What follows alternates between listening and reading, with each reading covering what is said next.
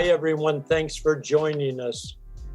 In the late 1950s, 60s, and early 70s, the three main women poets were Sylvia Plath, literary, formal, dramatic, the most popular, the revolutionary Adrienne Rich, who reclaimed language for women, and Anne Sexton, 1928 to 1974, who used Anglo-Saxon one and two syllable words, who was a true confessional poet who put the body into the poem. Sexton is my favorite.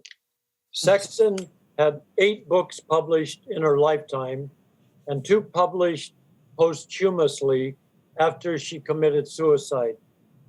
Maxine Kumin, in her foreword, wrote, quote, "Someone once said that we have art in order not to die of the truth, a dictum we might neatly apply to Sexton's perspectives." Kumin quotes Muriel Rukeyser, who writes about Sexton's poetry as, quote, "survival, piece by piece of the body, step by step of poetic experience, and even more, the life entire," end of quote. Anne Sexton suffered from mental illness and was treated by Dr. Martin for 7 years. She was always searching for meaning and God. Dr. Martin said, "God is in your typewriter." Her Live or Die won the Pulitzer in Poetry in 1967. The magnificent readers, in order of appearance, are Corinne Conley, Helen Richman, and Toni Sawyer. Here's Corinne Conley. You, Dr. Martin. You, Dr. Martin, walk from breakfast to madness. Late August, I speed through the antiseptic tunnel where the moving dead still talk of pushing their bones against the thrust of cure. And I am queen of this summer hotel, or the laughing bee on the stalk of death. We stand in broken lines and wait until they unlock the door and count us at the frozen gates of dinner. The shibboleth is spoken, and we move to gravy in our smock of smiles. We chew in rows, our plates scratch and whine like chalk in school. There are no knives for cutting your throat. I make moccasins all morning. At first my hands kept empty, unraveled for the lives they used to work. Now I learn to take them back, each angry finger that demands I mend what another will break tomorrow. Of course, I love you. You lean against the plastic sky, god of our block, prince of all the foxes. The breaking crowns renew that Jack wore. Your third eye moves among us and lights the separate boxes where we sleep or cry. What large children we are here. All over, I grow most tall in the best ward. Your business is people. You call it the madhouse, an oracular eye in our nest. Out in the hall, the intercom pages you. You twist in the pull of the foxy children who fall like floods of life in frost. And we are magic, talking to itself, noisy and alone. I am queen of all my sins forgotten.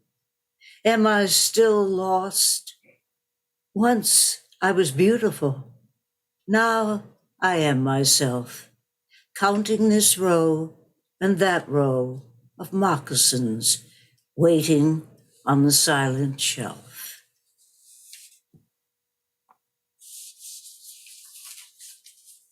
Unknown girl in the maternity ward. Child, The current of your breath is 6 days long. You lie, a small knuckle on my white bed. Lie, fisted like a snail, so small and strong at my breast. Your lips are animals. You are fed with love. At first, hunger is not wrong. The nurses nod their caps. You are shepherded down starch halls with other unnested throng in wheeling baskets. You tip like a cup, your head moving to my touch. You sense the way we belong, but this is an institution bed. You will not know me very long. The doctors are enamel. They want to know the facts.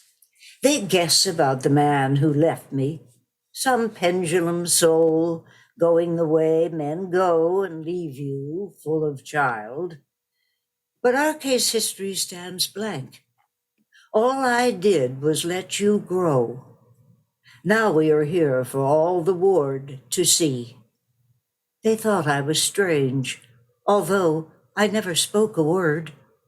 I burst empty of you, letting you learn how the air is so. The doctors chart the riddle they ask of me, and I turn my head away. I do not know.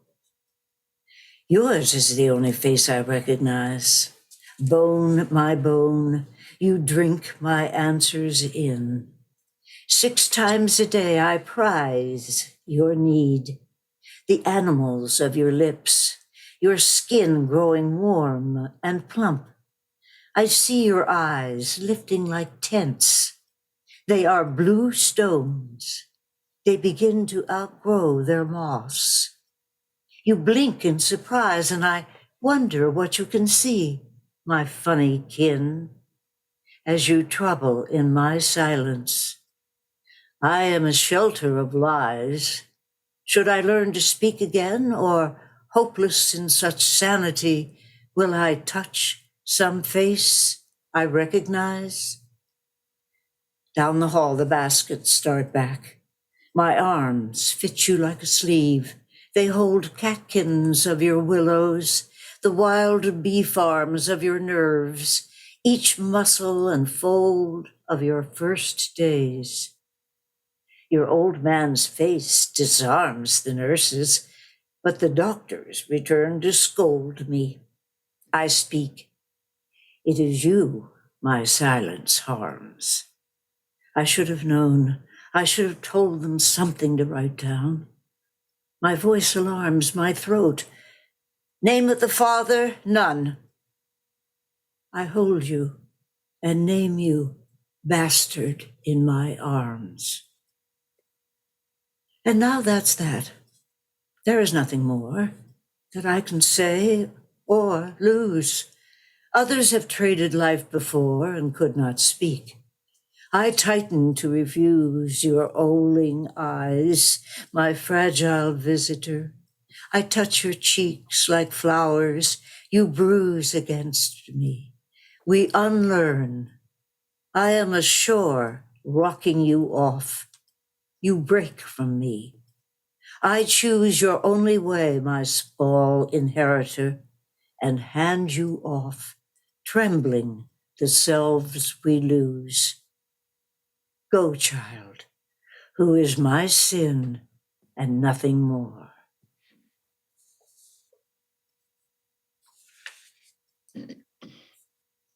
Ringing the bells.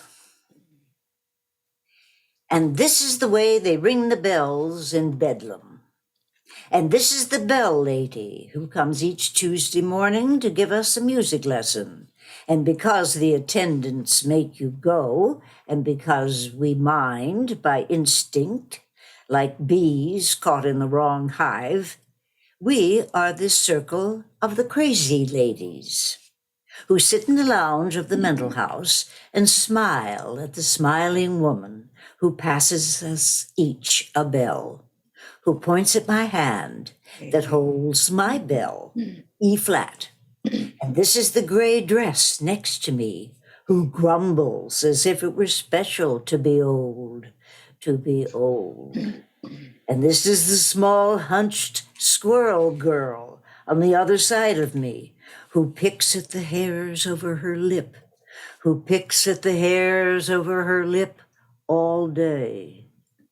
And this is how the bells really sound, as untroubled and clean as a workable kitchen. And this is always my bell responding to my hand that responds to the lady who points at me, E flat. And although we are no better for it, they tell you to go. And you do.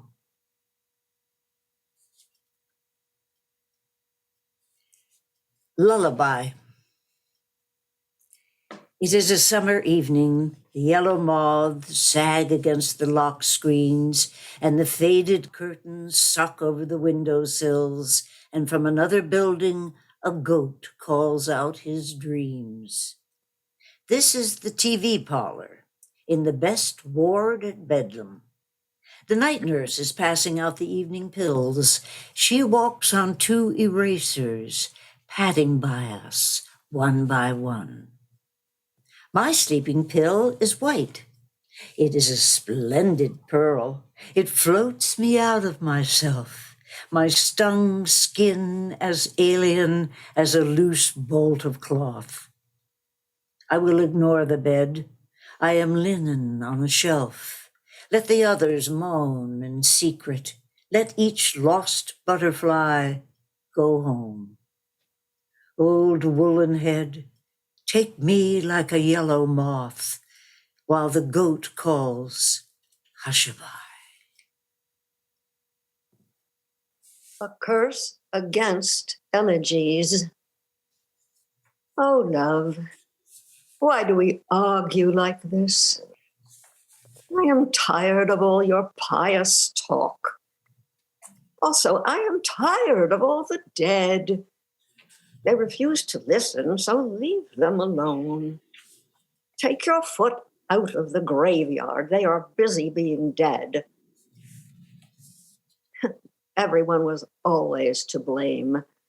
The last empty fifth of booze, the rusty nails and chicken feathers that stuck in the mud on the back doorstep, the worms that lived under the cat's ear, and the thin-lipped preacher who refused to call, except once on a flea-ridden day when he came scuffing in through the yard looking for a scapegoat.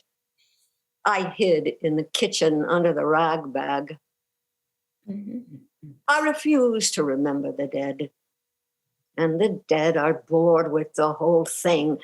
But you go ahead. Go on back down into the graveyard. Lie down where you think their faces are. Talk back to your old bad dreams.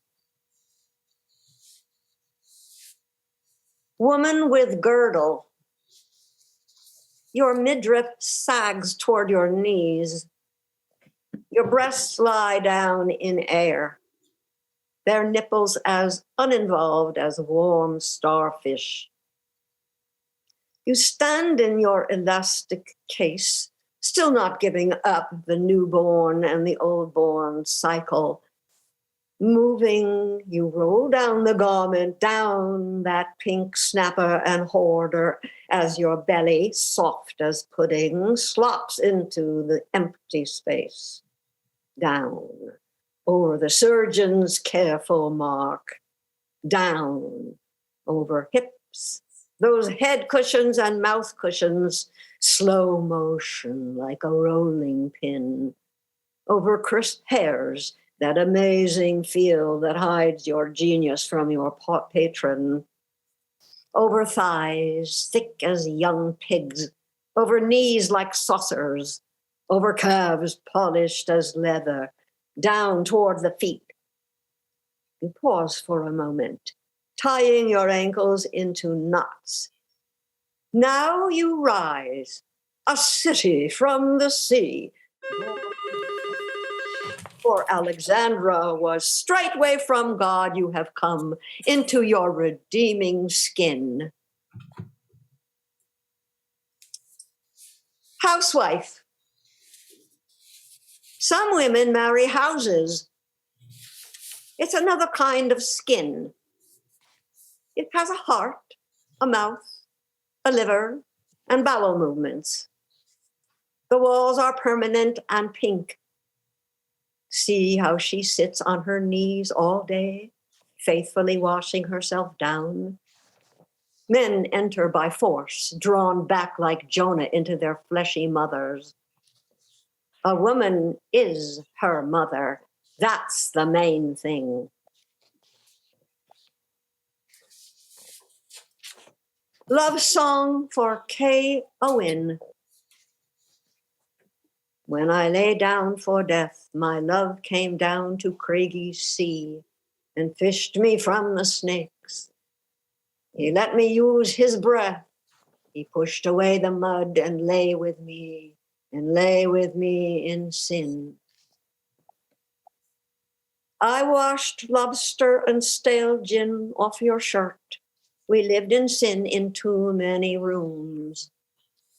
Now you live in Ohio, among the hard fields of potatoes, the gray sticks, and the bad breath of the coal mines. Oh, love, you know how the waves came running up the stairs for me, just as the nervous trees in Burnham Wood crept up on Macbeth to catch his charmed head turning and well aware. I was not safe. I heard the army in the sea move in again and again against me. Shuffled between caring and disgrace, I took up all our closet space. What luxury we first checked into, to growl like lawyers until I threw my diamonds and cash upon the floor. You'd come for death, and I couldn't suit you until the sun came up as mild as a pear, and the room, having hurt us, was ours. You sang me a song about bones, dinosaur bones. Though I was bony, you found me fair. In the bay, the imported swans drank for hours, like pale acrobats or gently drunken flowers. Flea on your donkey. Mafin an feast ton an Rimbad.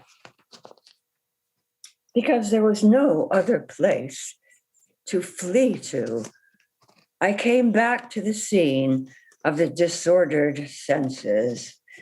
Came back last night at midnight, arriving in the thick June night without luggage or defenses, giving up my car keys and my cash, keeping only a pack of Salem cigarettes the way a child holds on to a toy. I signed myself in where a stranger puts the inked in X's, for this is a mental hospital, not a child's game. Today, an intern knocks my knees, testing for reflexes. Once I would have winked and begged for dope. Today, I am terribly patient. Today, crows play blackjack on the stethoscope. Everyone has left me except my muse, that good nurse. She stays in my hand, a mild white mouse. The curtains, lazy and delicate, billow and flutter and drop like the Victorian skirts of my two maiden aunts who kept an antique shop. Hornets have been sent, they cluster like floral arrangements on the screen. Hornets dragging their thin stingers hover outside, all knowing the hornet knows. I heard it as a child, but what was it he meant? The hornet knows. What happened to Jack and Doc and Reggie? Who remembers what lurks in the heart of man? What did the green hornet mean? He knows. Or have I got it wrong? Is it the shadow who had seen me from my bedside radio? Now it's din, din, din, while the ladies in the next room argue and pick their teeth. Upstairs, a girl curls like a snail. In another room, someone tries to eat a shoe. Meanwhile, an adolescent pads up and down the hall in his white tennis socks. A new doctor makes rounds advertising tranquilizers, insulin, or shock to the uninitiated. 6 years of such small preoccupations. 6 years of shuttling in and out of this place. Oh, my hunger, my hunger. I could have gone around the world twice or had new children, all boys. Or was it a long trip with little days in it and no new places? In here, it's the same old crowd, the same ruined scene. The alcoholic arrives with his golf clubs. The suicide arrives with extra pills sewn into the lining of her dress. The permanent guests have done nothing new. Their faces are still small, like babies with jaundice. Meanwhile, they carried out my mother, wrapped like somebody's doll in sheets, bandaged her jaws, stuffed up her holes. My father, too. He went out on the rotten blood he used up on other women in the Middle West. He went out, a cured alcoholic on crooked feet and useless hands.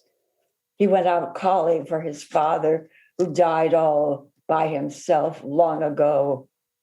That fat banker who got locked up, his jeans suspended like dollars, wrapped up in his secret, tied up securely in a straitjacket. But you, my doctor, my enthusiast, were better than Christ. You promised me another world to tell me who I was. I spent most of my time a stranger, damned and entranced. That little hut, that naked blue-veined place, my eyes shut on the confusing office, eyes circling into my childhood, eyes newly cut, years of hints strung out, a serialized case history, 33 years of the same dull incest that sustained us both. You, my bachelor analyst, who sat on Marlborough Street, sharing your office with your mother and giving up cigarettes each new year, were the new God, the manager of the Gideon Bible. I was your third grader with a blue star on my forehead.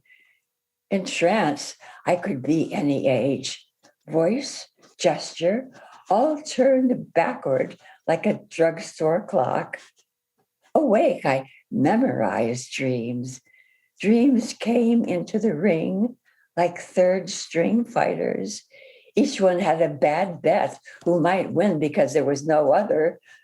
I stared at them, concentrating on the abyss, the way one looks down into a rock quarry, unaccountable miles down, my hands swinging down like hooks to pull dreams out of their cage. Oh, my hunger, my hunger.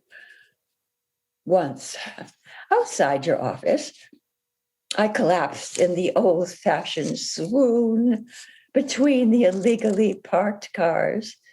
I threw myself down, pretending dead for 8 hours. I thought I had died into a snowstorm. Above my head, chains cracked along like teeth, digging their way through the snowy street. I lay there like an overcoat that someone had thrown away.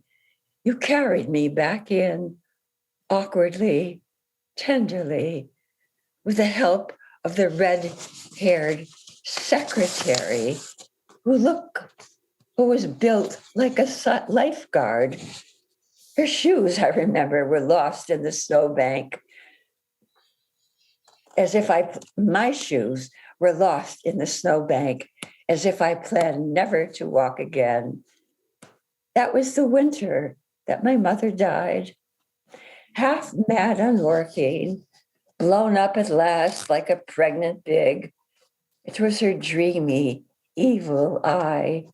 In fact, I carried a knife in my pocketbook, my husband's good LL Bean hunting knife. I wasn't sure if I should slash a tire or scrape the guts out of some dream. You taught me to believe in dreams. Thus, I was the dredger. I held them up like an old woman with arthritic fingers, carefully straining the water out.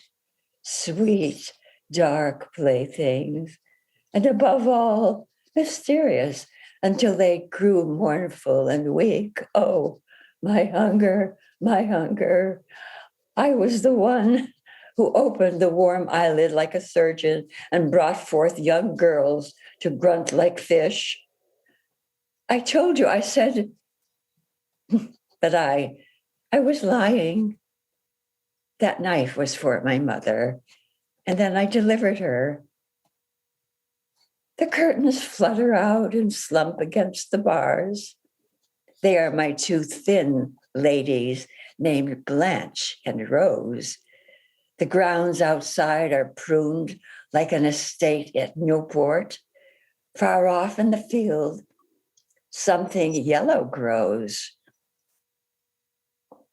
Was it last month or last year that the ambulance ran like a hearse with a siren blowing on suicide? Din, din, din. A noon whistle that kept insisting on life all the way through the traffic lights. I have come back, but disorder is not what it was. I have lost the trick of it, the innocence of it.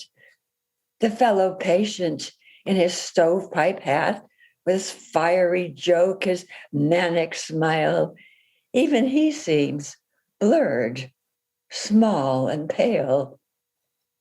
I have come back, recommitted, fastened to the wall like a bathroom plunger, held like a prisoner who is so poor he fell in love with jail.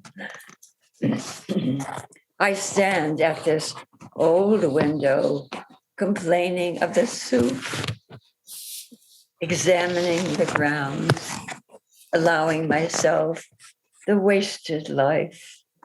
Soon I will raise my face for a white flag, and when God enters the fort, I won't spit or gag on his finger. I will eat it like a white flower. Is this the old trick? The wasting away the skull that waits for its dose of electric power? This is madness, but a kind of hunger. What good are my questions in this hierarchy of death where the earth and the stones go din, din, din? It is hardly a feast. It is my stomach that makes me suffer. Turn my aim, my hunger. For once, make a deliberate decision. There are brains that rot here like black bananas. Hearts have grown as flat as dinner plates. Anne, flee on your donkey. Flee this sad hotel. Ride out on some hairy beast. Gallop backward, pressing your buttocks to its withers.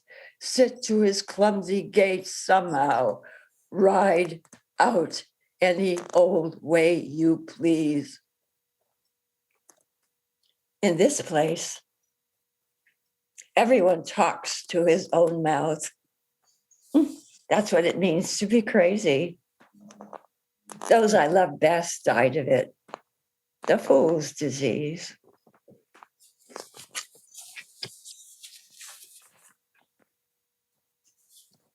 Wanting to die. Since you ask, most days I cannot remember. I walk in my clothing unmarked by that voyage. Then the almost unnameable lust returns. Even then, I have nothing against life. I know well the grass blades you mentioned, the furniture you have placed under the sun. But suicides have a special language. Like carpenters, they want to know which tools. They never ask why build. Twice, I have so simply declared myself, have possessed the enemy, eaten the enemy, have taken on his craft, his magic. In this way, heavy and thoughtful, warmer than oil or water, I have rested, drooling at the mouth hole. I did not think of my body as needle point. Even the cornea and the leftover urine were gone. Suicides have already betrayed my body. Stillborn, they don't always die, but dazzled, they can't forget a drug so sweet that even children would look on and smile. To thrust all that life under your tongue, that all by itself becomes a passion. Death's a sad bone, bruised, you'd say, and yet she waits for me, year after year, to so delicately undo an old wound, to empty my breath from its bad prison.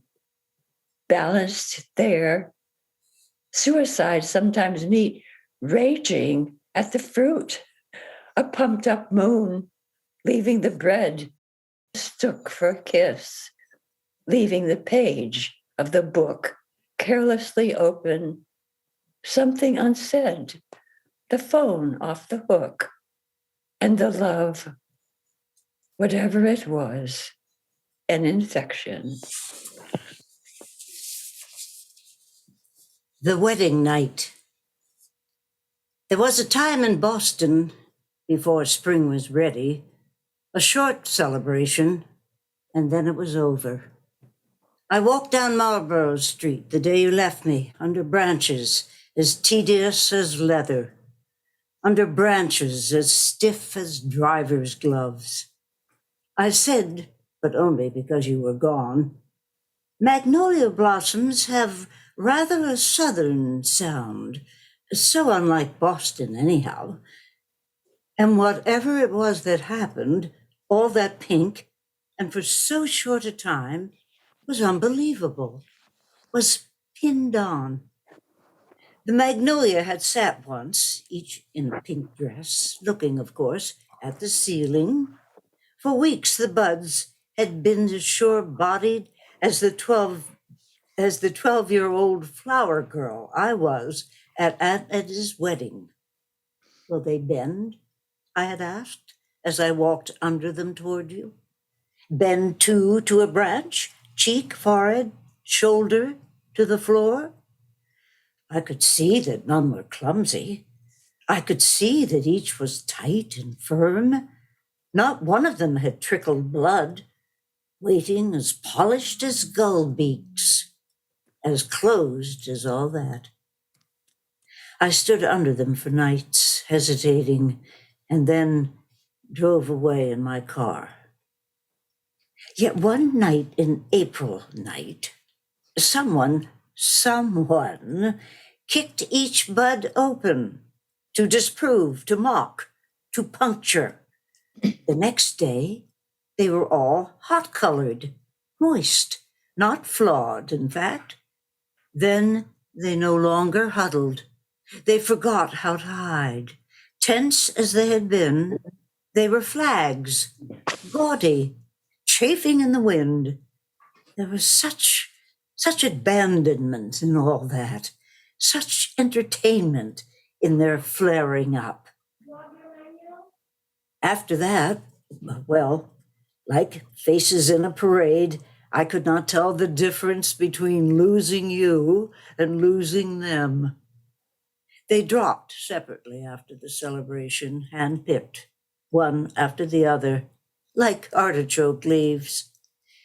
After that, I walked to my car awkwardly, over the painful bare remains on the brick sidewalk, knowing that someone had, in one night, passed roughly through and before it was time. The kiss. My mouth blooms like a cut. I've been wronged all year. Tedious nights, nothing but rough elbows in them and delicate boxes of Kleenex calling, cry, baby, you fool. Before today, my body was useless. Now it's tearing its square corners. It's tearing old Mary's garments off knot by knot. And see, now it's shot full of these electric bolts. Zing! A resurrection. Once it was a boat, quite wooden and with no business, no salt water under it, and in need of some paint. It was no more than a group of boards. But you hoisted her, rigged her. She's been elected. My nerves are turned on. I hear them like musical instruments. Where there was silence, the drums, the strings are incurably playing. You did this. Pure genius at work. Darling, the composer has stepped into fire. The breast. This is the key to it. This is the key to everything, preciously. I am worse than the gamekeeper's children, picking for dust and bread. Here I am drumming up perfume. Let me go down on your carpet, your straw mattress, whatever's at hand, because the child in me is dying. It's not that I am cattle to be eaten. It's not that I am some sort of street, but your hands found me like an architect. Jug full of milk. It was yours years ago when I lived in the valley of my bones dumb in the swamp. Little playthings. A xylophone maybe with skin stretched over it awkwardly. Only later did it become something real. Later, I measured my size against movie stars. I didn't measure up. Something between my shoulders was there, but never enough. Sure, there was a meadow, but no young men singing the truth. Nothing to tell truth by. Ignorant of men, I lay next to my sisters, and rising out of the dashes, I cried, my sex will be transfixed. Now I am your mother, your daughter, your brand new thing, a snail, a nest. I am alive when your fingers are. I wear silk, but cover to uncover, because silk is what I want you to think of, but I dislike the cloth. It is too stern. So tell me anything, but track me like a climber, for here is the eye, here is the jewel, here is the excitement the nipple learns. I am unbalanced, but I am not mad with snow. I am mad the way young girls are mad, with an offering. An offering. I burn the way money burns. That day, this is the desk I sit at, and this is the desk where I love you too much. And this is the typewriter that sits before me, where yesterday only your body sat before me, with its shoulders gathered in like a Greek chorus, with its tongue like a king making up rules as he goes, with its tongue quite openly like a cat lapping milk, with its tongue, both of us coiled in its slippery life. That was yesterday, that day. That was the day of your tongue that came from your lips. Two openers, half animals, half birds, caught in the doorway of your heart. That was the day I followed the king's rules, passing by your red veins and your blue veins, my hands down the backbone, down quick like a fire pole, hands between legs where you display your inner knowledge, where diamond mines are buried and come forth to bury, come forth more sudden than some reconstructed city. It is complete within seconds, that monument. The blood runs underground, yet brings forth a tower. A multitude should gather for such an edifice. For a miracle, one stands in line and throws confetti. Surely the press is here looking for headlines. Surely someone should carry a banner on the sidewalk. If a bridge is constructed, doesn't the mayor cut a ribbon? If a phenomenon arrives, shouldn't the magi come bearing gifts? Yesterday was the day I bore gifts for your gift and came from the valley to meet you on the pavement. That was yesterday, that day. That was the day of your face after love, close to the pillow, a lullaby. Half asleep beside me, letting the old-fashioned rocker stop. Our breath became one, became a child breath together, while my fingers drew little O's on your shut eyes, while my fingers drew little smiles on your mouth, while I drew I love you on your chest and its drummer, and whispered, wake up. And you mumbled in your sleep, shh. We're driving to Cape Cod. We're heading for the Bourne Bridge. We're circling around the Bourne Circle. Bourne. Then I knew you in your dream and prayed of our time that I would be pierced and you would take root in me and that I might bring forth your Bourne, might bear the you or the ghost of you in my little household.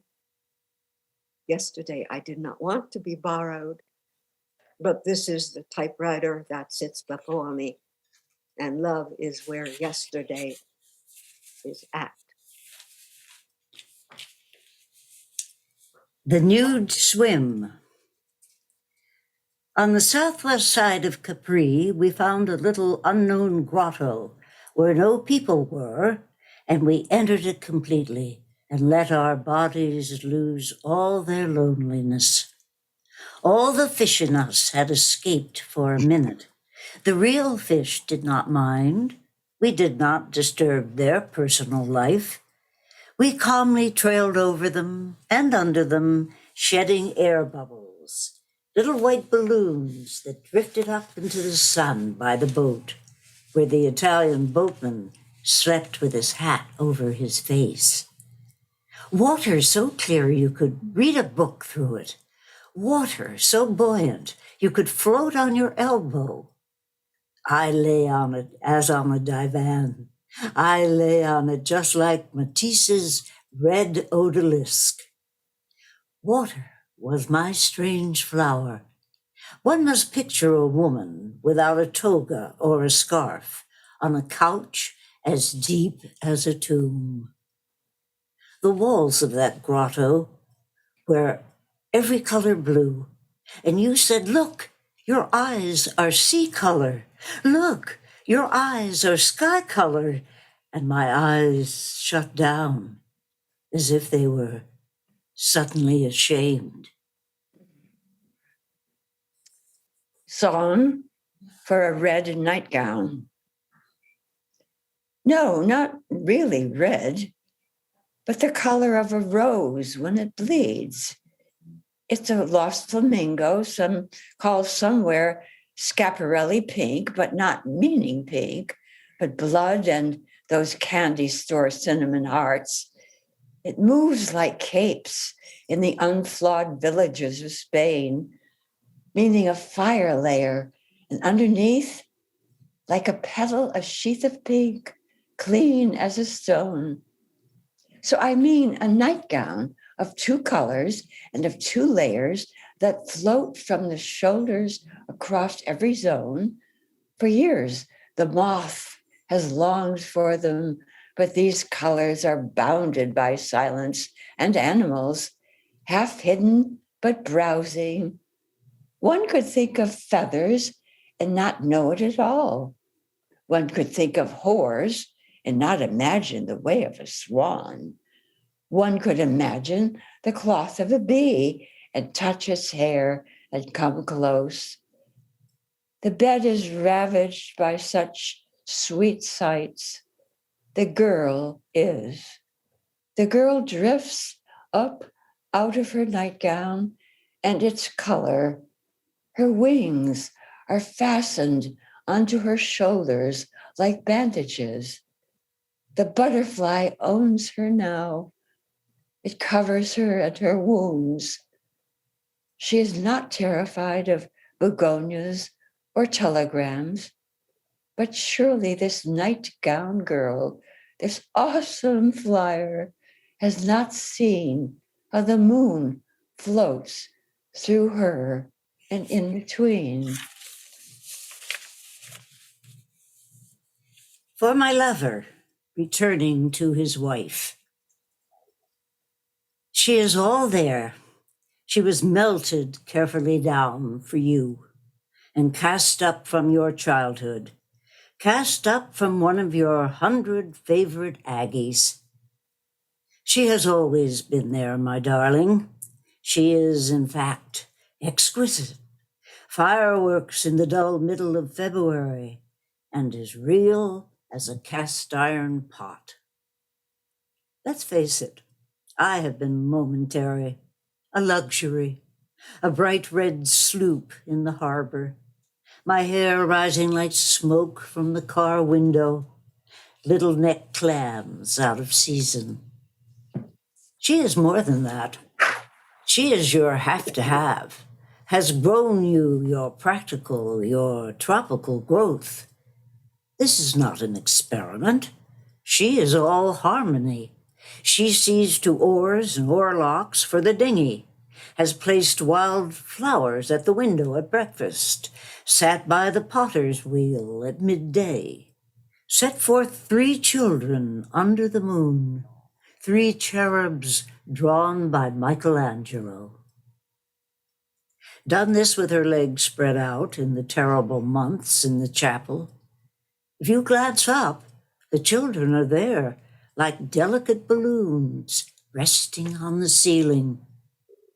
She has also carried each one down the hall after supper, their heads privately bent, 2 legs protesting person to person, her face flushed with a song and their little sleep. I give you back your heart. I give you permission. For the fuse inside her, throbbing angrily in the dirt, for the bitch in her and the burying of her wound, for the burying of her small red wound alive, for the pale flickering flare under her ribs, for the drunken sailor who waits in her left pulse, for the mother's knee, for the stockings, for the garter belt, for the call, the curious call, when you will burrow in arms and breasts and tug at the orange ribbon in her hair and answer the call, the curious call. She is so naked and singular. She is the sum of yourself and your dream. Climb her like a monument, step after step. She is solid. As for me, I am a watercolor. I wash off. Thank you, Corinne, Toni, and Helen. It was a great, enrapturing, courageous reading. You all just get into each of these poems. It's quite a range. Anne Sexton's poetry is authentic, poignant, tragic. What would you like to say? We have some time left. You want to start with Corinne and then Helen and Toni and say what you think of the poetry or the reading or how it affected you? Well, my poems were so much written, I don't know whether she was during her mental illness or, well, this is what I question because, so much is about mental illness, but so beautifully expressed. I say to myself, how can someone, who is suffering mentally and with that disturbance, how are they able to write a poetry or write poems and put thoughts together and deep thoughts, things that she is actually thinking? So, I mean, I find it, I find that really a puzzle. And in some of the poems that the other girls read, it's these, she's read, enjoyed quite a normal life. And I question how that could happen to her, that she would want to leave her life so early. Helen? I was fascinated by Anne Sexton. She didn't go to college. She started to write because she was mentally ill and she was in a mentally ill hospital, and it was suggested to her by her doctor that it would be therapeutic for her to begin to write. So she began to write. And from the very beginning, she was writing personal, very outgoing, whatever is happening in her life. And there were some very tragic situations, including a separation that took place from her and her children, which was heartbreaking for her. And however, this kind of writing for me is absolutely marvelous, because when I read it aloud, or if I went on I looked it up and I read a lot more of the poetry, and I then watched her. She made many, many videos. And she read very simply and very meaningfully her poetry. And she had a wonderful, low voice, beautiful voice. And I was in deep, deep appreciation of this poet. And I'm very, very proud to have been participated in this reading of Anne Sexton. Toni?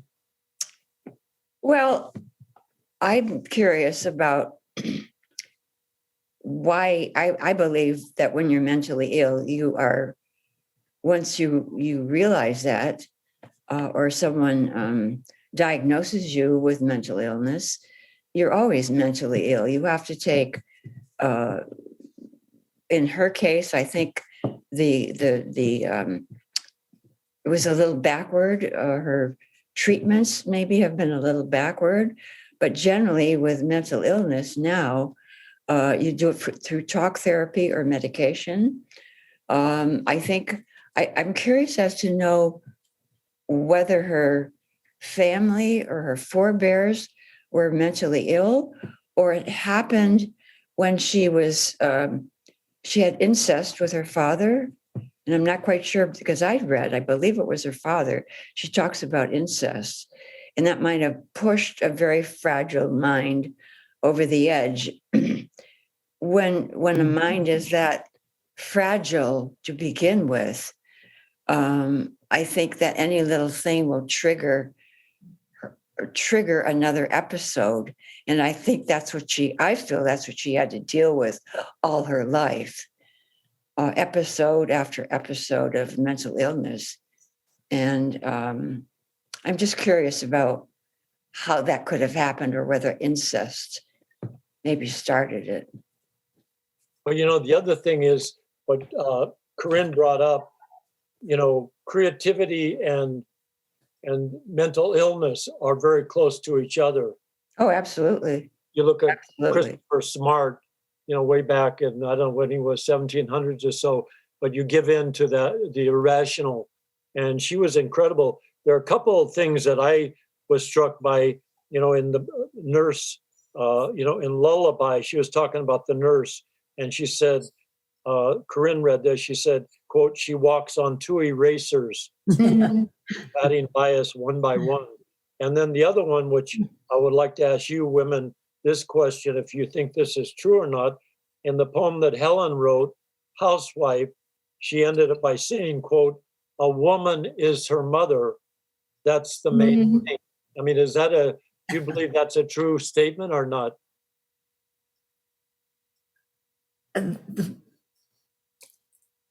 Does that mean that a woman, I can see that as a person, you are a mother to yourself. I don't think it means you are your mother, your own mother. I don't get that, and I don't believe that either. I think people are quite independent from their mother. Unless there's a different relationship, but they needn't to be, so that's that I understand. Yes, you are your mother.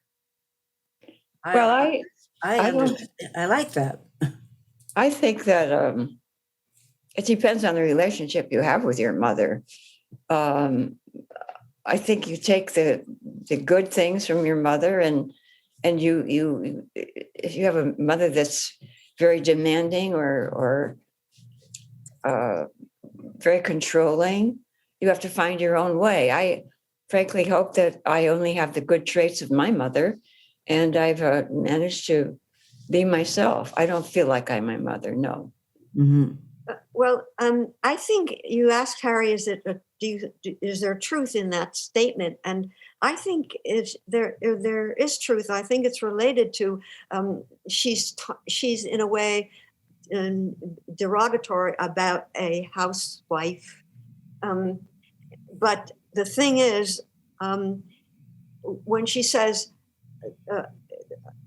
after being derogatory, and then she says a woman is her mother, that, and then says that's the main thing. It's like bringing back some good in this housewife, because she can bear children.